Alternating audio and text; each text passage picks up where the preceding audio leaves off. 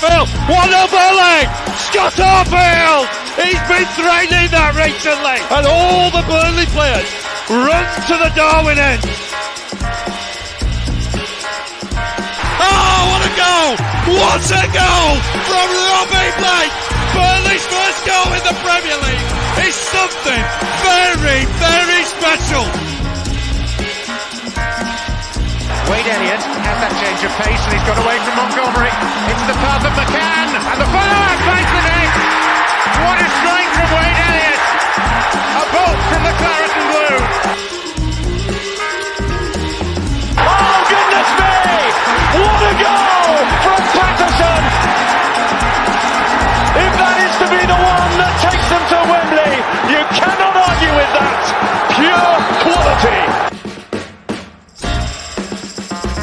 Here goes Mike Conroy. Still time for a winner, maybe. John Francis! They came to York in their thousands. They're going home as champions. I mean, if there's any justice in the world, Burnley would surely score from this corner.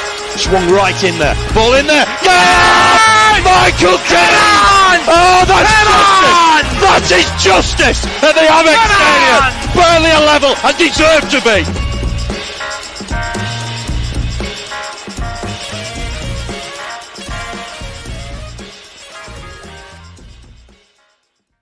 Hello everyone and welcome along to the latest episode of the Turfcast podcast pre-game show with me, Joe Redmond, ahead of this weekend's trip to Ashton Gate in the EFL Championship. I won't be saying that for much longer. Just 2 games left, obviously Bristol City and then Cardiff City, the next 2 games, ending it at home against Cardiff, of course, which will be more of a celebration than a football match. Having said that, this one's a bit of a damp squib as well, isn't it? So this one will probably be a similar thing. Looking forward to seeing the Guard of Honour, not seen it before, so I am looking forward to that one. One thing just to get out of the way now. Unfortunately, we couldn't find a Bristol City fan to do this, but a recognisable face is waiting in the wings to come on the show and chat about the game. But let's talk about Tuesday, shall we? Are we over it yet? I'm not. I look knackered because I don't think I've slept properly since then. I've just been watching clips. Obviously, drank quite a lot on Tuesday as well. Yeah, wow, what a night! Really, really, really. I've said it on Twitter, but I'll say it again, and I think I said it on the full-time show. I genuinely think I was telling my grandkids about that day, and it's been absolutely beautiful, hasn't it? Like they've just been crying so much on Twitter, and if it were me. Don't get me wrong, I'd be gutted. If they won something at our place, I'd be genuinely gutted. So I could understand how they all feel. But I just wouldn't log into Twitter. Like I just would not log into Twitter. They're not only logging into it, they're logging into it and making it worse for themselves. I just don't see the logic behind it. I would probably delete Twitter from my phone for a couple of weeks and then just log back in when it's all blown over. But not only did they stay and watch us lift the inflatable trophy and then get mad about it, they then logged onto Twitter and started digging up attendances from literally 10 years ago. There's a screenshot of some Blackburn fan of a bad attendance at the Turf from 10 years ago. I'm not even exaggerating. So that's made it quite sweet. As that. Anyway, like I said, let's get into the game this weekend. And as I mentioned, a very recognisable face is waiting in the wings. And here he is. It is Neil Layfield, everyone's favourite Turfcast panellist. How you doing, mate? Champion, mate, you? Yeah, I'm champion indeed. I'm very champion. Let's just talk about Tuesday a bit then, obviously, because unfortunately, due to work and obviously me working that night and just a bit of a mess, you couldn't get on the full-time show. But sum up how you felt on Tuesday, winning it in their own backyard. I mean, I featured, so in my little video clip I put on, I think I said it was the most frustrating game ever. I genuinely don't know how you managed to watch that live because at home it was horrible. It was tense. It was a hard, long game. But yeah, I mean, everything aligned, didn't it? It was just perfection. And it'll never be beaten. As I said, it's history. It'll never be beaten. Everyone wants to do that, don't they? Go to your rival's ground and win a league and boil their piss. Like I loved Brownhill. when he was doing that with that trophy. That It was incredible. sensational. And I got the best video of that, and I'm buzzing with it. It's had like over Yeah, 400k so views good. now. It was so good. And Oh. Teller was like a yard behind him, copying him. Yeah, I love Teller. It's like if someone's gonna lead him astray, he'll do it instantly. Like you can see him trying to celebrate with the lads. Then he looks over his shoulder, he sees Brownell being a dick, and he thinks, "I'll go over there actually and be a dick." I absolutely love it. He's the most easily swayed. Yeah, naughty kid, isn't he? It's dead funny. Yeah. But I thought Connor Roberts was our new shithouse, but I think it could be Brownell after that, like because Brownell, Teller, and Connor. I think all three of them are going to have like a shithouse trilogy. Yeah, we've got a trio, haven't we? And then obviously Company was apologising, which he didn't have to do, so fair play to him, but he did. But yeah, they were just dicks, weren't they? Like, was it Cork or Cullen that tripped up when he was running to celebrate? He tripped Cullen up, but Cork stood up for him, and then Cork ended up getting in the fight. Why? Like, just Blackman all over for you, isn't it? It is. But the surprising thing about Brownell doing that is how many of them stayed behind to watch us celebrate. Wouldn't you just go? Yeah, again. I know I'd delete Twitter and I would have left before the full-time whistle. I wouldn't have waited. And then, because even then you get stuck on the concourse. So you'll still hear them celebrating. I'd have been long gone. My front door would have been locked by full-time. Like, they wouldn't have got anywhere near me. Well, it's like watching us celebrate, and like they did it a little bit at Borough, which I get because they're not rivals and you're seeing something there. But I'd have been straight out. I can't understand the amount of them that were still there by that point, because it was like long after the whistle that. So it were quite a while. The Brownell thing were a good few minutes after the whistle, and then it makes me laugh how they're all there. There's literally 3 stewards in front of them and a barrier that's about 3 foot high. They'll go, "Yeah, I'll kill you." Like, well, go and kill him then. You can easily jump over and get over there if you wanted to. Yeah, but the stewards meant me that. Have you ever seen that sort of meme that does the rounds on the internet about that really half-assed steward doing a pat down where he's not even bothered? Yeah. That's what they might as well have done, because that guy's picking something up to throw and the steward's just like, oh, yeah. Yeah, the steward ducked and then didn't do anything. Just got back up. It's like, it was just fantastic bit of footage, if I do say so myself. Amazing. Probably one of the best parts of the whole thing was watching that. It was fun. I mean, because not only was it shithousery, but it looked stupid with an inflatable trophy, which is the best thing about it, is that we've wound them up with an inflatable. It's just beautiful, and brilliant. And the whole squad knee slide thing was epic. Seeing Company join in with that was brilliant as well. And then reminiscent of Dice, where they did the bumps. Just magic, mate. Magic. I'm really surprised that the club's not got on sale yet. Like we've won it at Ewood or anything. I am. I'm working tomorrow in Leeds and on Sunday, and I wanted to go in with like a champion shirt on. Again, there's no Blackman fans there or anything, but just to be proud, So a bit of a shame. Yeah, there's nothing. I thought they'd be up the minute we won it, because obviously it's been coming. So they must have something. Unless it's in the club shop, just not online. I don't know. But, potentially, I have walked past the club shop a couple of times and not actually gone in, but I haven't seen anything like you said. Surely they'd put something online, or at least a tweet. I'll tell you who's struck while the iron is hot. Vizzy with his Benson designs. That's what you want to do, Burnley Football Club. You need to employ Vizzy as your new head of sales. He'd have got champion shirts out, and I'd have been wearing them at DAZN and because I think he's shifted some units to them. I think so. He has. Yeah, he has. Good lad, deserves it. Shout out for Vizzy's prints there if you want to send us one, Matt. I'll fingers crossed, mate. But what else was I going to say? Yeah, I've seen a few fans going, typical Blackburn, obviously bringing up 1995 because they've got nothing else to bring up. I mean, we expect them to do that. But there's been so much piss boiled. Like they've been going, we won 5-0 once against you. We won 2-0 at your place once. Like you only ever win 1-0 or 2-0 in the cup. But like nothing will ever beat that. We've won the league. Second tier, albeit, but it doesn't matter. It's a league that we're in with you, obviously. And we're 30 points ahead of you. Yeah. And we've won it at your gaff. You can shove your 5-0, as I said on the 60-second review. This is the new biggest result in this derby, and it will always be the big. Even if they beat us 9-0, never happened. But even if they did, it will never trump winning the league at your place. No, definitely not. You don't get a trophy for winning 5-0, do you? But you do get a trophy for winning 1-0 to seal the title. So, that's what counts. That's another plus in the honours list.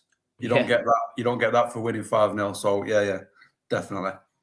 Yeah, agreed. It's just knowing how angry they are, and that's probably ruined their season because it's probably dented their playoffs as well. And it's just everything's perfect, isn't it? But that makes it more sweeter, doesn't it? The fact that they were still going for the playoffs, and we've pretty much all but ruined it. Yeah, if they win the next 2 games, they probably will get it, but I don't think they're going to win the next 2 games. No. So that makes it sweeter. And there's something else that makes it sweeter is they actually were better than us for about 60 minutes, 50 minutes, because I think we started the game for the first 10 minutes quite well. Then they did quite well. And as soon as Court came on, and that just I was speaking to a Blackburn fan actually at the gym today, and he was like, "Yeah, I'd rather get stuffed 3-0 than play well and get beaten by a goal like that." But that does make it that little bit sweeter for me. Yeah, that's what's good about it is that it was a goal like that won it as well. Yeah. It's just beautiful, wasn't it? But they were the better team, to be fair. They had a game plan and they did it very, very well. I think I briefly said it in my little cameo, but Charlie Taylor was just giving me absolute palpitations. Every time he got the ball, he didn't look comfortable, so I just thought this is not going to be our night. Thank God for Benson.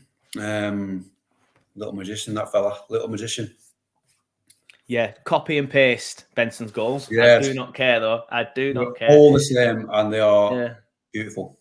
But if you show, as we were saying on the full-time show, I don't know if you had a chance to watch or listen to it back because obviously you weren't on it. But if you leave him and push him outside, he'll just then do you on the outside and come in and put a ball into the box. So if you try and show him there, defenders just get stuck in 2 man. So I think we're going to see more of it because I've seen it in the season where teams double up on him and then he can't literally go anywhere. But then obviously that'll free up someone like Rivalry or Teller or whatever. So fine, if you want to do that, do that. But such a good player, such a good player. If he goes outside, he's putting the ball in. If he goes inside, he's just sticking it in the top bins. Yeah, definitely. And Barnsley said after, which I don't know if you've seen because you were at the game, but he said that he's glad Benson did that because he's obviously scored that goal 3 times now, and it's not really counted for anything because we're dropping points. But he's glad that he's managed to do it, and it's actually won the title. So just. Some boy, and I'm Muric fan club president, but I'm also opening up a Benson one because honestly, he's magnificent. I think you'll get a lot of members on that one. Not that you're struggling for members in the Muric one, but I think Benny's the top boy at the minute. And why not? He's something special. I think he just needs to toughen up a little bit for the Premier League, but I'm sure company's preparing him for that. We'll get into that next season. Hopefully, we'll see him starting well. Before we do get into the game as well tomorrow as well, I do want to talk to you about Player of the Year. The club obviously have opened up Player of the Year voting this season. Turfcast will have our very own Player of the Year show as well. If anybody's desperate for some more Turfcast content, I've been thinking of stuff to do over the summer. So there will be a Player of the Year season review, that sort of stuff coming on the channel over the next few weeks. But the club put the page up, where you can vote for it. And everybody underneath it, literally everybody underneath it was saying Cullen. And I can 100% see why you would give it to Cullen. He's fantastic. He makes us tick. I think you said earlier, didn't you, that I called that in a way. When we signed Cullen or we're about to sign Cullen, I spoke to, I can't remember if it were a Belgian journalist or an Irish football fan, but I spoke to somebody. Was it? And I was saying, I think this guy is going to make us tick. And that's exactly what's happened. He's made us tick. Yeah. He has been the beating heart of the team 100%. But I voted for Teller. And I think like I am in a minority here. But there's so many people that deserve it. Cullen does deserve it. Teller deserves it. Zarora can deserve it for the first half of the season. Benson's been...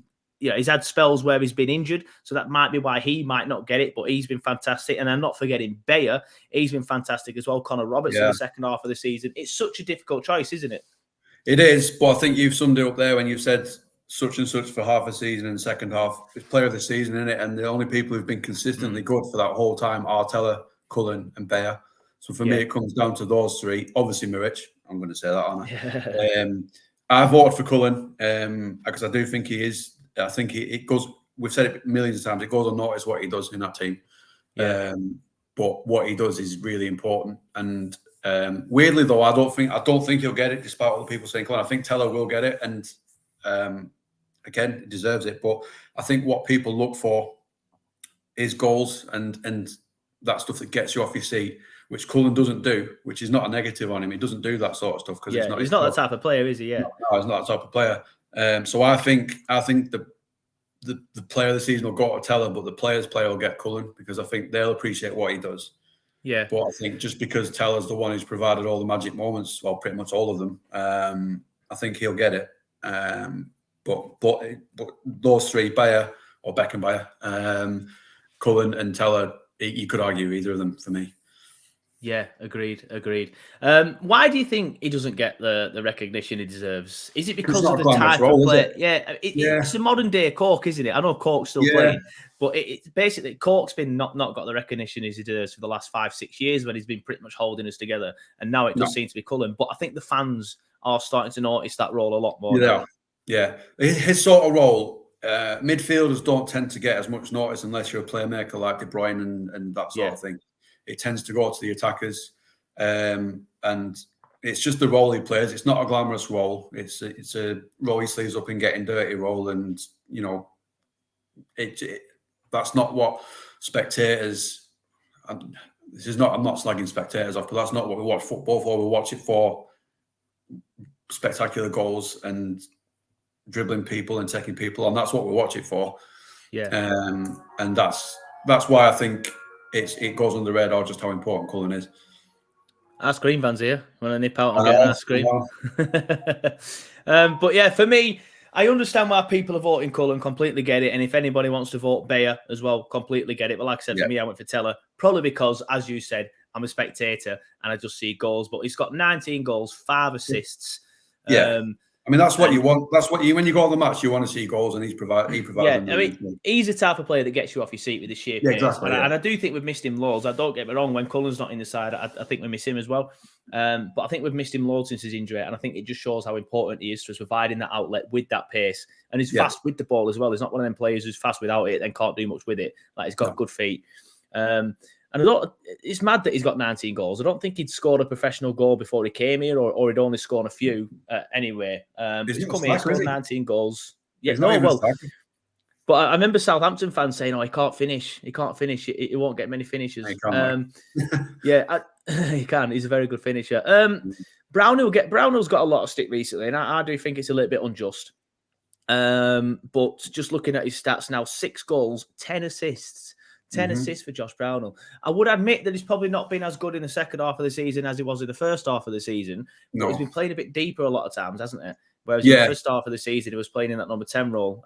So I do think the stick's a little bit unjust, but not many people mentioning him. Do you think that's harsh, or do you think it's probably fair because he's been off the boil for the second half? It's probably fair, but it's probably not his fault, if that makes sense. I think we saw it. We saw it under Dyche in the Premier League, where he was more effective further up the pitch.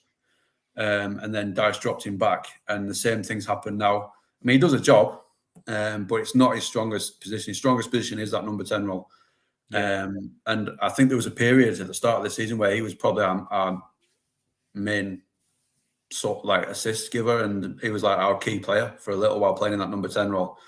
For whatever reason, he's been dropped back a little bit, and I think I can't remember if it's him or his brother was tweeting about that's not his best position. I think it was his brother. Might be his dad, but I think it was his brother. I think it was his brother was saying that's not his best position, and I think that's what it is. He's just dropped back to do that different role, and it's not quite to his strength. I think that's what's happened. Yeah, fair enough. I'm sure there's a reason why he's dropped him back, but I don't know why. But I'm sure there's a reason for it. There's obviously something that the manager's seen him, because Dyche kept doing it as well. Yeah. So I'm not sure what it is. I do prefer him in that 10 role, but anyway, fingers crossed we see him in that 10 role more in the Prem, because I do think he struggled in that defensive role in the Prem last time out. So I'll be interested to see how he gets on there. Yeah. But that does give us a perfect segue. Obviously, his former team, Bristol City, who we're playing this weekend, Bristol City. Now, I do apologise. I spent the last 20 minutes of the pre-game show not actually talking about the game. But like I said, we know Neil's not a Bristol City fan. I'm not a Bristol City fan. The whole point of the pre-game show is to get the information off the fan. And I'll be honest, I said I couldn't find a Bristol City fan. Like I asked a couple, but I left it until yesterday because I'd spent most of the time celebrating the win on Tuesday, and everything's just been on top of me with all the podcast stuff. So I only started sorting it yesterday. One didn't answer, the other one said he wasn't free today. So apologies for that. But everybody loves Neil, so we will be happy enough to get Neil on as and when. And it's good to get him on because obviously he missed the full-time show last time out. But Bristol City, 14th in the league on 56 points. Can't go up, can't go down. Bit of a damp squib, this one. Obviously, we can't go up or down in position. We've won the league. It's all wrapped up. not much to play for, is it? It's going to be two teams with a bit of freedom, though, so we might see an interesting game in that sense. Yeah, and I will 100% see some rotation. I know he's been rotating the squad anyway since the Borough match, hasn't he? But I think we'll see even more rotation now, and I think it's time for us to just enjoy the last sort of 2 games in this league, enjoy the last 2 games of Barnsley at the club, because we've not heard anything saying other than he's leaving, have we? So enjoy that. It's probably the last appearance for a couple of players, so let's just enjoy it. Yeah, it's a bit of a dead rubber game, isn't it? It'll have a pre-season feel about it, I think. I think you said just before we came on here that we'll get the Guard of Honour, which would be nice to see, hopefully. There's no reason they won't do it. They've got no beef, have they? Yeah, it's just one of them, innit? Just see the season out now. Roll on it's all about get this one out of the way, get the Cardiff game and get the trophy. That's what it's about, really. Yeah, looking forward to that Cardiff game. Obviously, I'm going to see us lift the trophy. We never got to lift it properly last time out. They lifted it at the Town Hall, which I was there, but I couldn't really see it because of where I was stood. So I'm really looking forward to that one. You said you expect to see some rotation. Obviously, he's been rotating quite a lot recently up until the QPR game, where he played a couple of strong lineups. But we didn't really play as well as we have done earlier in the season. But who do you think we're going to see more of today? Do you think we'll see players like Twine? Yeah, I think we'll see Twine. I think we might. If we don't see Cherlinov, then something's wrong, isn't it? If we don't see Cherlinov play, then something's wrong. I think we'll see probably Taylor play. We'll see probably Bailey for the last 2 games in goal. J-Rod and Barnes, because I think it's probably their farewells. He might drop Zaruri, because for me he's not looked fit, but then he might want him to play to try and play him back in form and get a bit of confidence. Cork might get recalled to start. I'm not sure if is Actel fit again now or not. I'm not sure.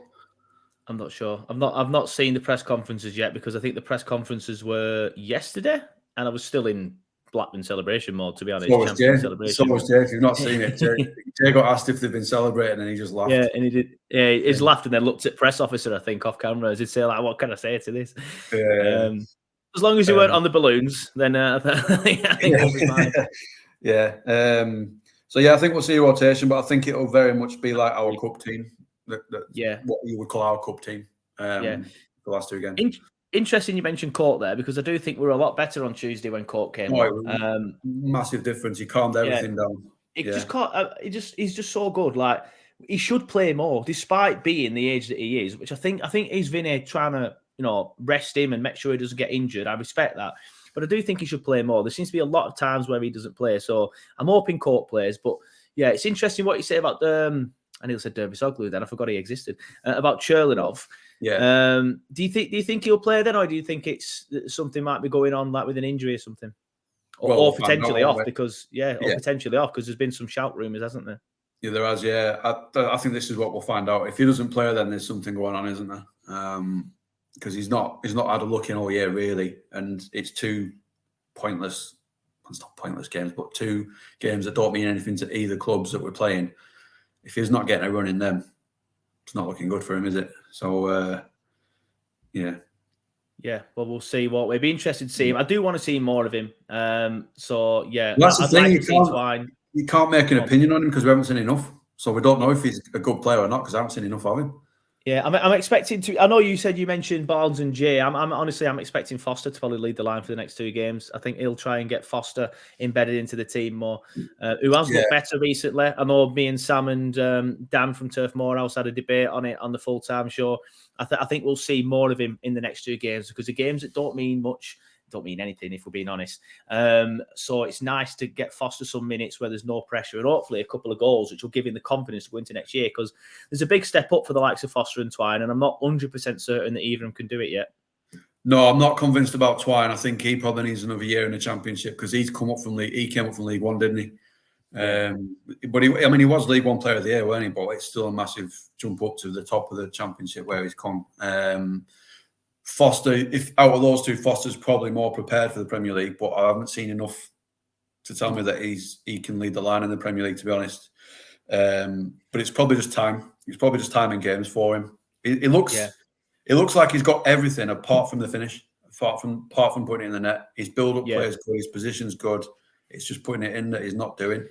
Yeah. But has he been brought in to do that role? To do the role of just getting the ball out wide, holding it up, and then bringing other players into the game? If he has, then maybe the club aren't too concerned about the lack of goals. Well, I think by all accounts, I think everyone's happy with him, aren't they? From the sort of dribs you get from the press, so maybe he's not been brought in. Sounds like they are behind the scenes, yeah. Yeah, so maybe he's not been brought in for that, but for his price tag, you'd think that's probably a goal scorer's price tag that we paid. And the price tag's not his fault, so I'm not having a dig about he should be doing it for that money, but that's what you pay for a goal scorer. So I don't know, but we'll see what we over the next couple of games. But I think you probably said it in the full-time show. I think it was previously that if he's not performing by this time next season, then it's probably time to look at what we do with him.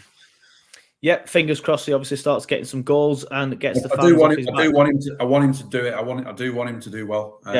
Because I think he's got that. He's got everything apart from the goals.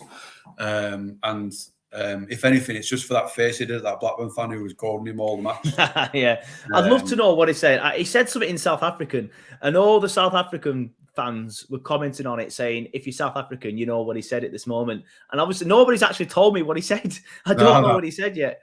It's obviously something quite offensive to the Blackburn fan. Yeah, definitely. I still want to know. I still would like to know what he said. Mate. It's his face as he runs off. So good. Markson does it as well. I mean, why would you do that?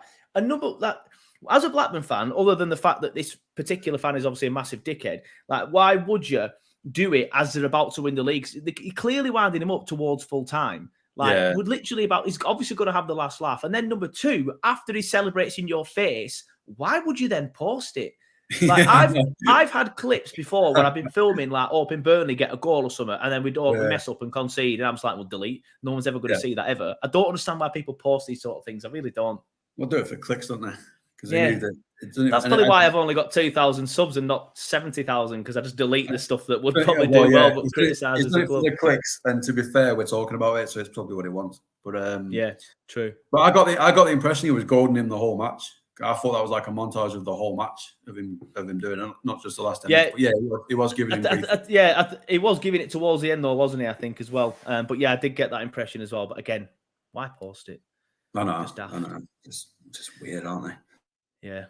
Anyway, looking at Bristol City's last 6 results, beat Rotherham last time out on Saturday the 22nd, and got beat by Sheffield United on Tuesday before that. A defeat against Watford as well, a draw at home to Middlesbrough, a win away at Stoke, and a draw at home to Reading. So a bit of a mixed bag. You got some decent results there by beating the likes of Stoke away and Rotherham at home. A good draw against Middlesbrough as well. But losing to a very poor Watford side, admittedly, all right, we lost to them as well this season, but that was at the start, is not a great result. And drawing at home to Reading isn't a great result. And then you'd probably expect them to lose against Sheffield United. But, I mean, there's not really much you can look into it, because, like I said, they've not really been doing much this season. They've never been in real danger of going down. They flirted with the playoffs for a little bit around September, October time, but they've just always been mid-table, haven't they? So what sort of game are you expecting? If I'm honest, it'll probably be a bit boring, because I think it'll be a bit like a sort of pre-season training match, giving players a run out who've not had it. Then again, it could just be, some of our players playing to show Vinny that they deserve a chance in the Prem, so maybe we might dominate, I don't know. But it's hard to call, and it's two teams we've got now to play for, sort of just getting it out of the way, ticking it off. Yeah, difficult. I mean, their form there was reading a bit like we've not had amazing form, have we, over the last sort of month, really? We've had a bit of a mixed bag, so God knows what's going to happen, to be honest. God knows. Yeah. Well, that brings me on nicely to predictions. Obviously, it doesn't sound like you're very confident in either prediction. I don't know. You mentioned there the angle of there's going to be players playing who don't usually play, and they're going to want to impress Vinny.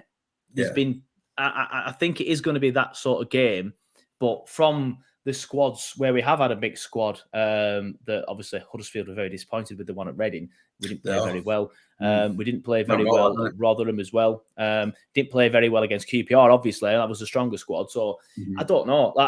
I'm going to pick a Burnley win, because we're top of the table and we've romped the league and they're... Yeah, I'll pick a win. I'll pick a win, but I don't think it would be a game to remember. No, even if we stuffed them 5-0, everything's wrapped up, so it won't be a game to remember on that sense. But yeah, I'm going to say 3-1 Burnley. I'm literally just pulling a score out of a hat, though. I'm like you. You don't know how this game's going to go. Nah, 2-0. I'll go 2-0 just because I can't see us losing. I genuinely don't see us losing it. But yeah, I mean, it could just as easily be 0-0. Yeah, and even if we did lose it, we won't care. No one will care. I genuinely do think that everyone's just focusing on the Cardiff game, getting the trophy, and then obviously whatever's planned for the day after in the town and all that sort of stuff. That's what we're going for now, innit? We're not bothered about this game. It's all about that Cardiff game. Get the trophy, get the lap of honour in, and then celebrate. That's what it's about now. Yep, fair enough. Well, that brings us to the end of the show, Neil. Thank you so much for coming on. Always a pleasure to have you on. I was a bit gutted we couldn't get you on for the full-time show after becoming champions. I was as well. Yeah. You're not as good as I was about having to work the day after that, to be honest. But oh yeah, I mean, I worked the day after it as well, but not until 8 p.m. Thankfully, my working pattern is a bit later than getting up at probably 7. Well, it depends. Some jobs I do have to be there for 7, but that one's a particular job where I don't have to be there till 8 p.m. So yeah, that was good. But it's always a pleasure, mate. It's good to get you on. Apologies to people for not getting a Bristol City fan on, but Neil is better than a Bristol City fan. So happy we got 31 minutes out of it, if I'm being honest with you. Was a little bit worried that me and you don't know much about Bristol City. 31 minutes about a team we don't know much about, and again, that doesn't mean anything. It's pretty spectacular, to be honest. Although I think it's only about 10 minutes of that are actually about Bristol City and the actual game. We chat rubbish for the first 20 minets, didn't we? Yeah. But mate, it's been a pleasure. Thanks for coming on. I'll speak to you in a second about a full-time show for after this. But yeah, thanks for coming on. It's been a pleasure. Thanks everybody watching. Thanks everybody listening, and we will see you next time. But remember, we won the league at Ewood Park.